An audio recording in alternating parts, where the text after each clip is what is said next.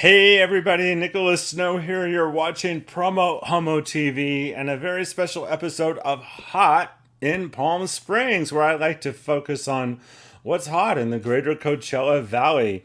I'm coming to you live on October 3rd, 2022 at 6 p.m., but you're in luck if you see this anytime between now and December 4th. So this is the show you want to watch if you love pets or if you love men. So frankly, I think that you're going to win either way when you watch this show, because most of the people in my viewing audience could probably say yes to either one of those questions. So for more than 4 decades, Animal Samaritans has been improving the lives of animals and people in the Coachella Valley. Yes, and people. Animals improve the lives of people. They're a 501c3 nonprofit group founded by friends who were determined to solve the epidemic of pet homelessness and preventable pet euthanasia in the Coachella Valley. I just see my heart breaks when I think of pets being euthanized when it's preventable.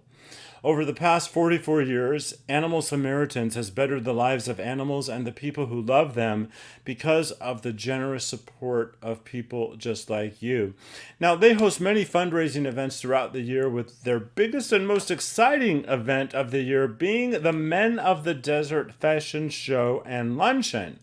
Now, in its 13th year, this unique event has become a local favorite, and each year over 400 guests are in attendance to watch their handsome all-male models strut down the runway with none other than man's best friend. I can be man's best friend, but that's for another episode. So I have wonderful folks coming on from Animal Samaritans. I have someone I've known and loved, a fellow colleague in media for a long time, probably longer than either one of us want to meet, Valerie Kattz, Valerie Kattz, and also Jared Ellis, both from Animal Samaritans. But I'm going to show you a sizzle reel from last week's event, and I also want to remind you that this is a live show, and if you're watching, I can feature you on the screen, like Scott Morey, who's tuned in live. Thank you for watching, Scott. So without further delay, let's have a look at what you can expect with Men of the Desert.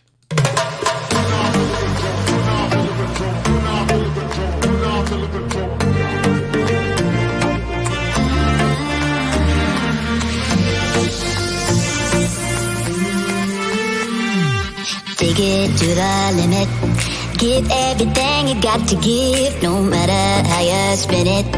We only get one life to live, and all it takes is a spark to set the night on fire. Release your heart's desire, flames getting higher. Wildfire.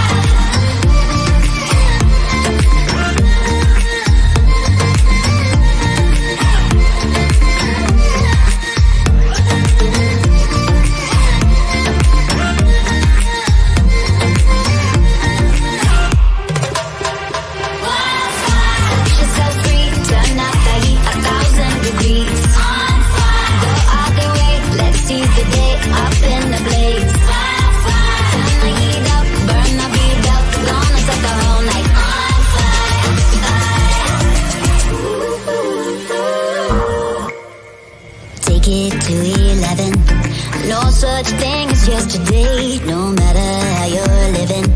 Setting fire to the place, and all it takes is a sound to set your soul on fire. The heart is the amplifier, it's all that's required. Wildfire.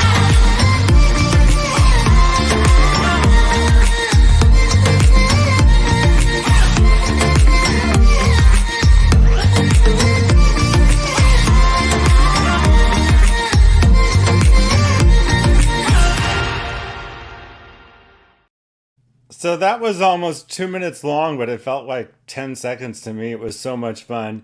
I'll be back with my special guest in a moment.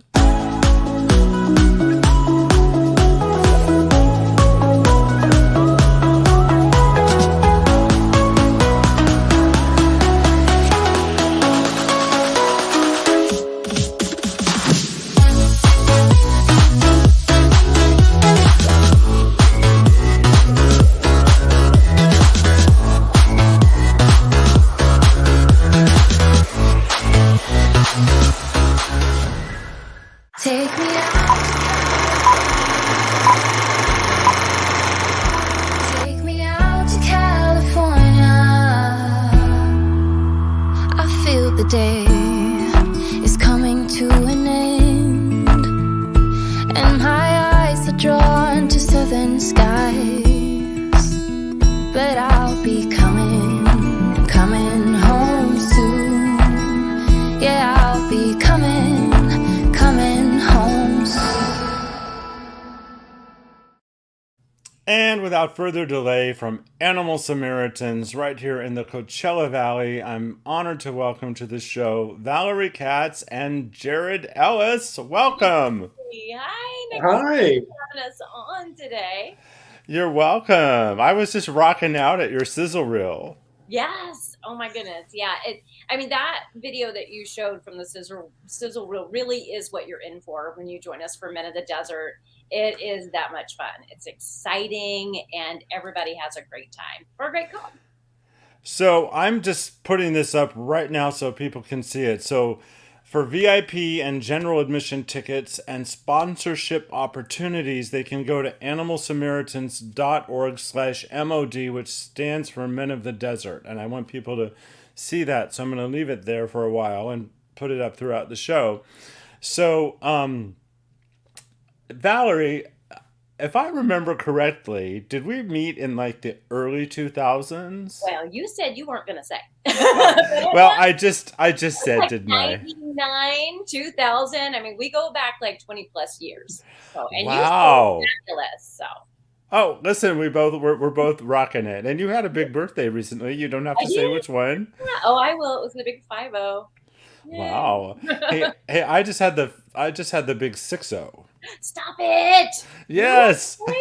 Yeah. Yes. So, you worked in professionally in media for a long time, and that took you outside the area. Mm-hmm. You came back specifically to work with animals? Yeah, so in radio, about 25 plus years here in the desert.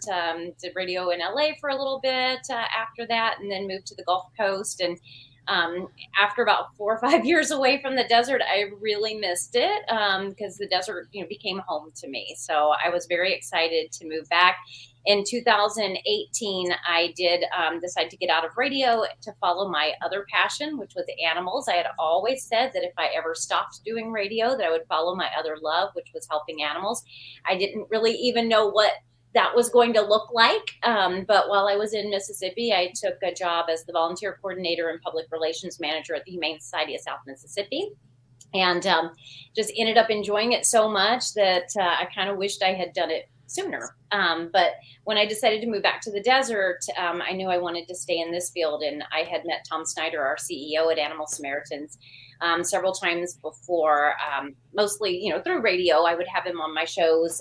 He would bring in animals and stuff. And so I just sent him an email one day and was like, hey, I want to move to Palm Springs. I want to work with animals. Do you have anything?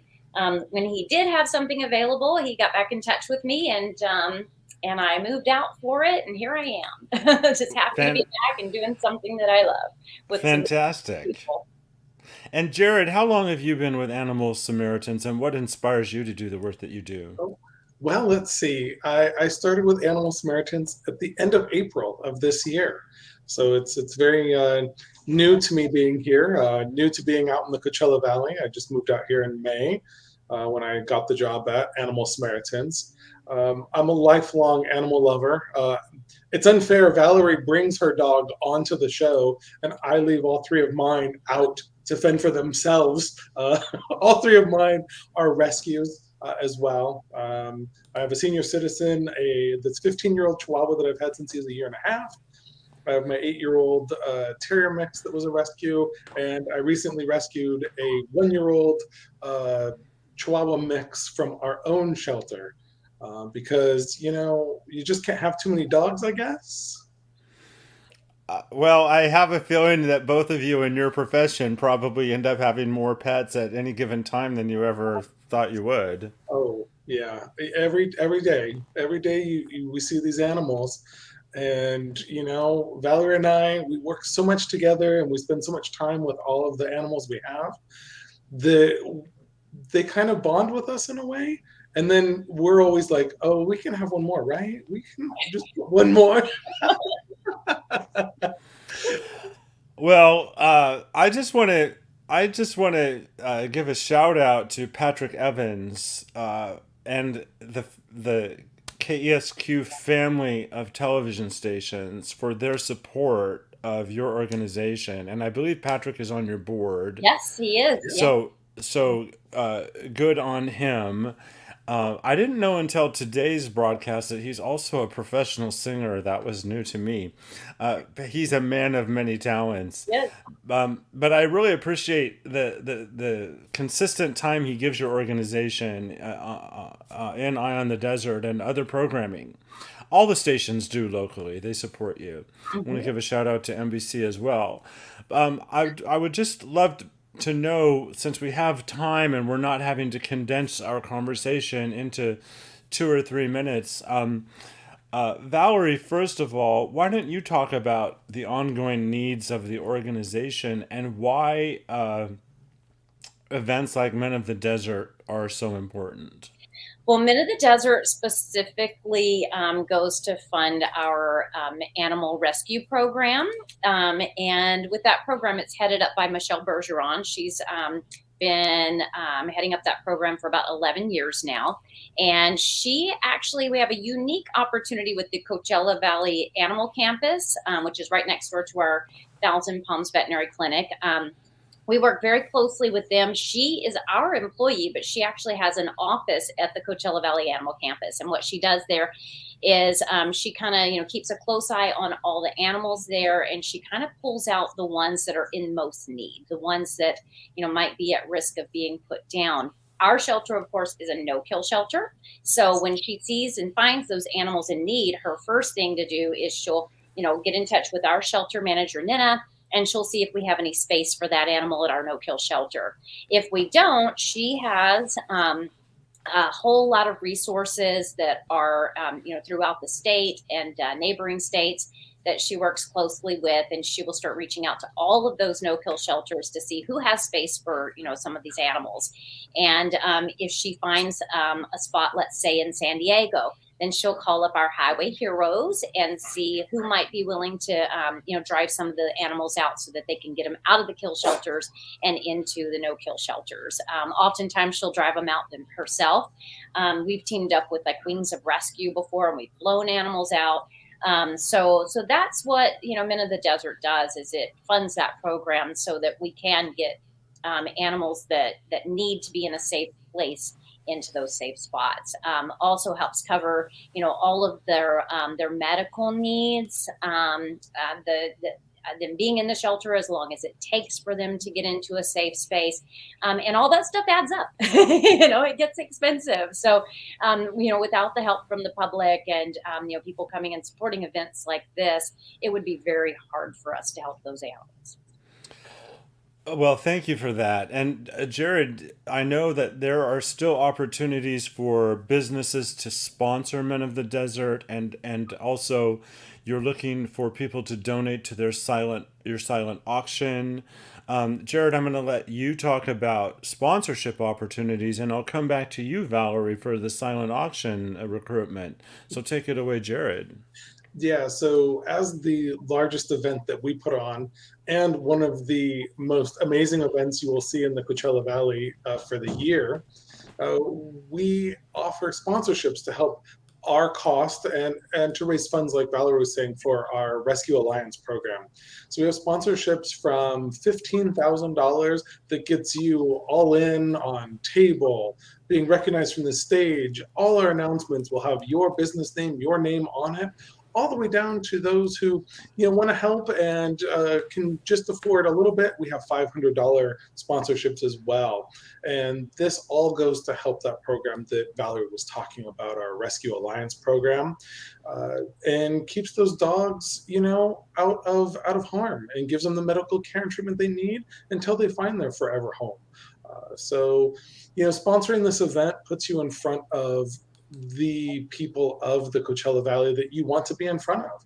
You saw from the opening reel. I'm gonna interrupt you because I haven't been to your event in the past, but I watched a 5 minute sizzle reel from last year that I shortened for my broadcast. But really, I'm telling you, every who's who of the desert, the who's who of the desert Yeah. goes to this event. And I'm talking about, we live in a very philanthropic community where there are amazing, big-hearted people throughout all walks of life that support multiple organizations. And then there are the other set of people that don't always overlap, but often do, that are just really into fabulous events. And they all are at your event. Yeah, everybody from the Coachella Valley shows up to this event year after year. So it's a great opportunity for anyone who's looking to put their name or their business out there and get in front of this group of about 400 people or so will show up to the event every single year and just have a great time. I mean, like you said, Nicholas, who doesn't want to see dudes and dogs walking down a runway? I mean, come on, you just got to sign up and be there. It's one of those things you have to do. Kind of, if they made a top 10 list of fundraising nonprofit events to go to, I think ours is number one. Oh, it's up there, and I know you get prizes and accolades. So I actually love the tagline. I need to look at it over on my bigger screen. Dudes, dogs, and designer fashions to help the animals, featuring our desert's handsome hounds. Well, if that, and you know what? It's a luncheon, so people get to eat too. Who doesn't Yeah. like that? Oh my, yeah, you get served a nice lunch. Before that, you come in, there's champagne reception. You can take a look at the silent auction items and put your bids in and just relax and just kind of, vibe with the whole kind of nice desert. And the Palm Springs Air Museum is wonderful to just be at and enjoy. Then have a wonderful seated lunch where you get to watch dogs and dudes walking down a runway in amazing fashions. I mean, this is something that you need to be at, and this is something you should sponsor and be there. Your name in front of all these people is going to pay for itself over and over and over again. Love it, love it, love it. Now, Valerie, tell me about this silent auction. So the silent auction, we do kick off the event with that. So that starts at 11 o'clock. Again, the event is on Sunday, December 4th. So silent auction starts at 11. And we have all sorts of different items to bid on, whether you're looking for, great meals at some of our favorite local restaurants, or staycations, or getaways, tickets to, various museums and attractions throughout Southern California. We've got a lot of that kind of stuff.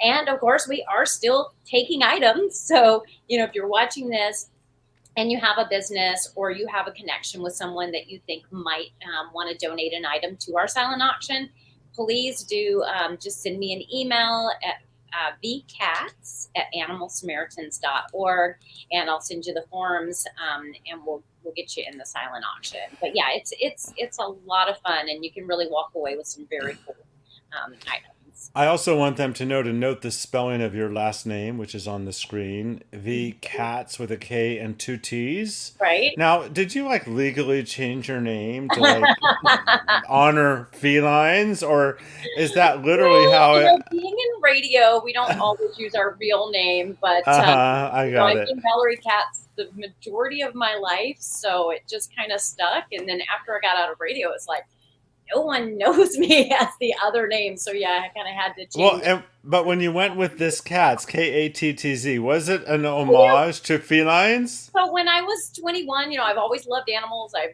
always loved cats. And I just, I kind of liked the way it sounded, and I wanted to be a little different. So I thought, I'll just throw an extra T in there. Well, I'm often asked if Nicholas Snow is a stage name, but it isn't. I was born with this name. Although my first name is William and my middle name is Nicholas. So what I really want to talk about is I really would like both of you to bluntly answer this question. Who should not adopt an animal? And I'm going to go with you, Valerie, first. And Okay. if Jared has something he wants to add that you don't cover, I'll give him that opportunity. But Who should- who should not adopt an animal? Well, I think everyone, would benefit by having an animal in their life, but you have to look at your life and you have to be very honest with yourself. Do you have time for an animal, and Are you going to, put the time and effort that an animal needs, into this? It's a commitment. It's like having a baby.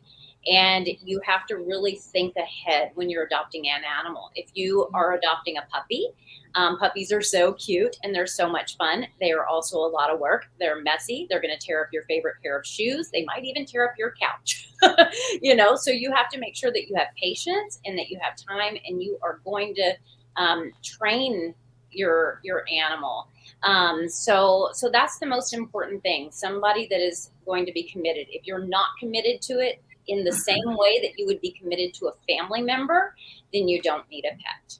I don't worry so much about, does anybody have a big yard or anything like that. I live in an apartment, and I have a patio area.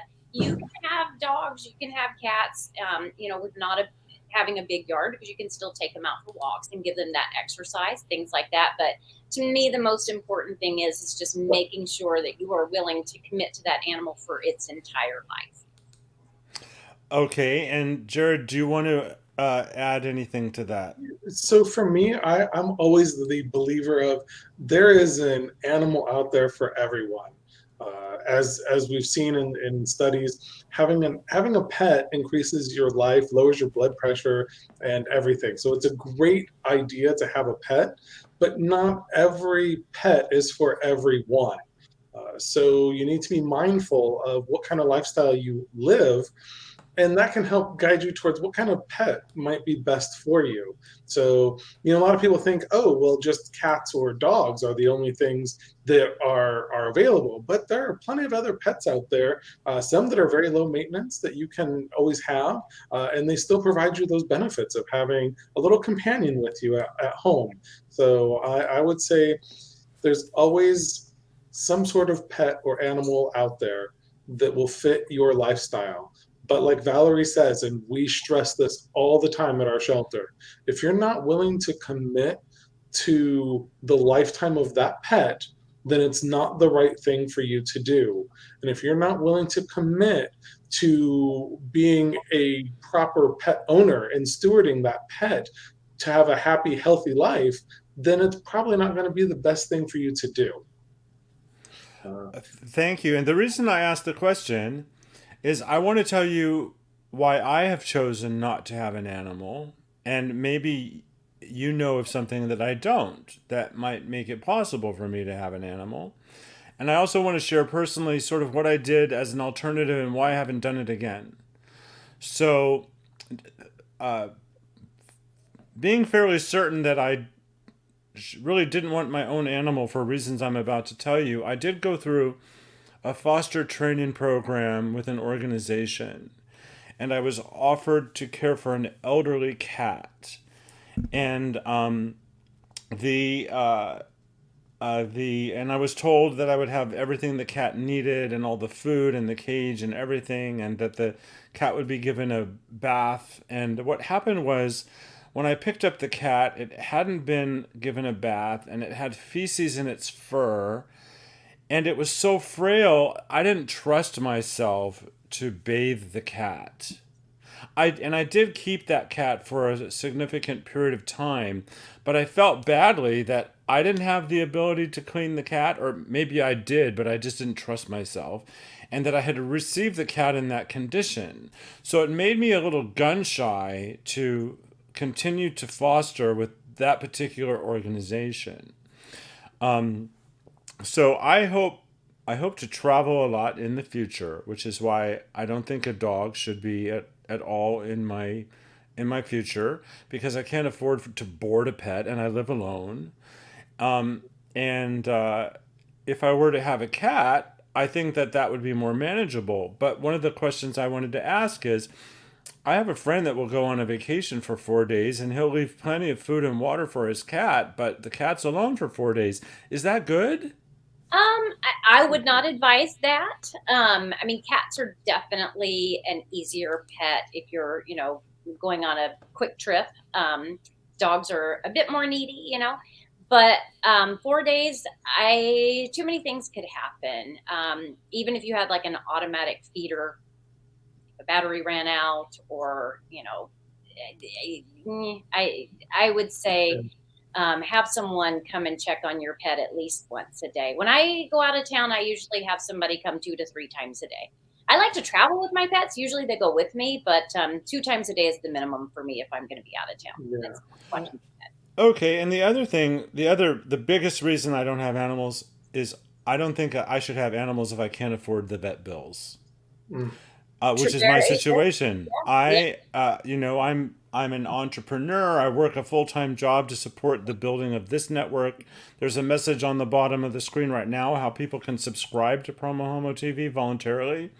So I also, that's another reason that I don't have a pet. I have heard. I mean, I have friends. They don't have any money. They can't afford vet bills, but they have found access to low care veterinary services in the Coachella Valley. So, to what extent is vet affordability a factor in adopting pets or owning pets? We actually have one program through our clinics because we have 2 clinics. One's in Indio and the other's in Thousand Palms. We try to help people when we can. We do have a senior program, so we try to help seniors, especially because they do find themselves on fixed incomes and sometimes a little more strapped than us younger folks. So we do have programs out there to help people as much as possible. And then, there's also other things that you can do nowadays, like there's GoFundMe, there's social media. So if you already have a pet and you find yourself in that situation, of course, contact us, contact, any of the veterinarians and just see if they can work something out with you. I know we do our best to try, but then reach out to your friends, go on social media, create a GoFundMe if you have to, because you don't want your pet to suffer. Well, I agree, and I was happy to sort of be very honest about my own relationship with the idea of having pets. And I think that maybe a possibility for me is to get back into a foster situation that works for me. Because I know when someone fosters a pet, they're not responsible for the vet bills, and there's other support in terms of the food, etc., right? Yes, like for our fosters, we do take care of all of that. So whether they're, fostering a cat or a kitten, they're going to go home with, all the litter. They're going to go home with food. We set the appointments for when they need to come back in and have the pets weighed or maybe have their, shots, things like that. So yeah, we definitely take care of all of that for the fosters. Yeah, that's that. And, Nicholas, being put in a situation where you had a senior pet. Senior pets, whether it's a cat or a dog, require extra care and attention. Like I said, I have a 15-year-old Chihuahua. He has cataracts so bad he's pretty much blind. He has a heart murmur, but he's still living life. He eats. He goes for 2 walks a day, but he's very fragile. Even though he's healthy, I take him to the vet. The doctor is like, I can't believe your dog looks this good for being this old. But again, even though he looks extremely healthy, just getting his nails trimmed is an experience for him, and that's all he can have done. He can't go and have his needed vaccines and a nail trim done at the same time. It's overwhelming to him because he's old and he has some health conditions. So when you have those older pets and you're a first-time foster, you feel like, oh goodness, I have this precious life with me that I want to care for, but they're also kind of fragile, and they require a certain kind of skill set or comfort level that you'd need to have to take care of a senior pet. Well, at the time, I was working at home at the time. I had the time. And by the way, this is on a lighter side. Is it common for cats to lick you awake at 3 a.m. every night? When I had a cat, it would usually start playing in the blinds, around 3 or 4 o'clock in the morning and doing everything to wake me up. Whatever cat you have, it runs the house. So that's just okay. how it works. Well, listen, I'm really honored to have had you on the show tonight and to talk about the upcoming Men of the Desert fashion show that we've been promoting, all the opportunities to be involved. your organization is a year-round organization that needs all the help you can get. Is there anything each of you, either of you, would like to say in conclusion about anything that you're doing? And I'll start with you, Jared. Yeah, I mean, not only do we have Men of the Desert, and that's a great event that supports our Adoption Alliance Rescue Program, but throughout the year, we can use people support not only in volunteering, but also with donations of food, blankets, towels, all these things that we need to keep these animals at our shelter happy and healthy, and also monetary gifts. I mean, I wouldn't be doing my job as the director of development if I didn't say you need to donate. We're a nonprofit organization. Donating to us helps keep those animals healthy, helps pay when seniors with low income on fixed income can't. That money goes to help offset that. And it helps with the programs to keep those animals at our shelter that are long-term, healthy, and ready to be adopted. So donate your time, donate resources, or donate your money. Either way, we're happy to have all of that. Well, thank you for that, Jared. And Valerie, what would you like to add? I just want to remind people of a couple of other events that we have coming up before Men of the Desert, if they want to join us for some fun things. We have Barktober coming up at the river on Saturday, October 22nd. From 11 till 2. It's our second annual Barktober. We're going to have a pet costume contest, so mark your calendars for that one. We're going to be participating in Palm Springs Pride and the parade. We're looking for about 50 walkers to walk with us. So you can join us for that. We'll give you a free Animal Samaritans Pride t-shirt. And if you want to join us for that, just sign up at volunteer@animalsamaritans.org. And then the last one, we have our Yappy Hour events coming up again. Our Yappy Hour season is going to kick off in November on November 10th. After that, it'll be the second Thursday of every month, November through April. And that's from 4 until 6 p.m. at Margaritaville. And that's always a lot of fun. We just request a $20 donation for those events.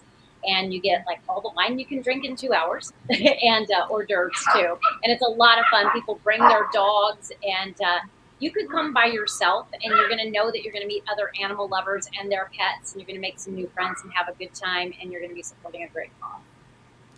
I love that. So I can, yes? Oh, I said thank you. It was the dog.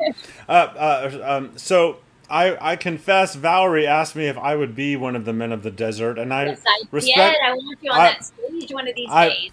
I respectfully declined for this year, but I wanted to offer my platform in this regard, and you don't have to commit to this now during the live broadcast, but I think your event sounds like it might be fun to broadcast arrivals live. So if you think that's something that's interesting, we can talk about that. But I really do appreciate you taking the time to be on my show, and I admire you for the humanitarian nature of how you choose to spend your professional and personal lives. Thank you for having us, Nicholas. It's been great. Oh, thank you. This has been a lot of fun. Yeah. Well, I appreciate that after decades later, Valerie, that you and I are still around kicking, and it's great to meet you for the first time, Jared. So thanks again. And to everyone watching at home, go to animalsamaritans.org. You'll be glad you did. If you're not in a position to have a pet, tell a friend, maybe foster, maybe volunteer. Many options available. animalsamaritans.org. And I'll see you next time.